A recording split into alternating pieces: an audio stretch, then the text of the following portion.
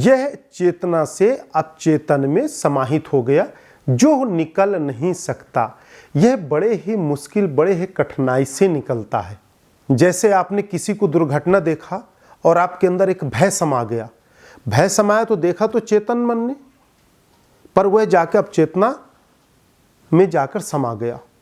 जब वह अवचेतना में जाकर समा गया तो वह अब निकल नहीं सकता, और वह आपके जीवन भर बुद्धि में एक स्थान बना लिया और बुद्धि में स्थान बनाकर बैठ गया।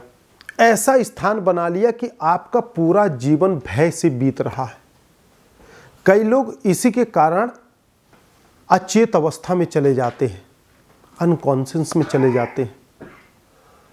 कई बार इंसान विस्मरण शक्ति को भूल जाता है, स्मरण शक्ति को भूल जाता है, विस्मय हो जाता है। कई बार इंसान की बुद्धि दब जाती है, कहते हैं बुद्धिहीन हो गया, इसकी बुद्धि खो गई है, यह पागल हो गया है, कौमा की दृष्टि में चला गया, इसकी अवस्था हो गई। कई बार ध्यान रखना, साधक साधना के दौरान भी कई बार इस चेतन और अपचेतन में भी उनकी ऊर्जा दब जाती है और वह शिथिल हो जाते हैं। ऐसा भी होता है। ध्यान की प्रक्रिया इतनी आसान नहीं है जितने आसान तरीके से व्यक्त किया जाता है। कुंडली जागरण इतना आसान नहीं है जितना आसान तरीके से कहा जाता है।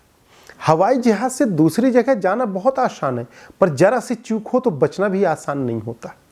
उसी तरह से कुंडलिनी जागरण करना, ऊर्जा एकाग्र करना, अंदर विस्फोट करना, ऊर्जा को प्रफुल्लित करना, विकसित करना बहुत अच्छा, पर यदि ऊर्जा तरीके से गलत तरीके से यदि प्रवाह कर गई तो आपको नुकसान हो सकता है। वह आपके अपचेतन में जाके प्रभाव डालता है, और अपचेतन में डाला और आपके डर या भय आपके अंदर समा गया तो अपचेतन मन से वह ऊर्जा जल्दी नहीं निकलती, और जल्दी नहीं निकलेगी तो आपका जीवन अस्त व्यस्त हो सकता है। इसलिए चेतन मन की तरंगों को अपचेतन में वही चीज को रखें जो सब कुछ है।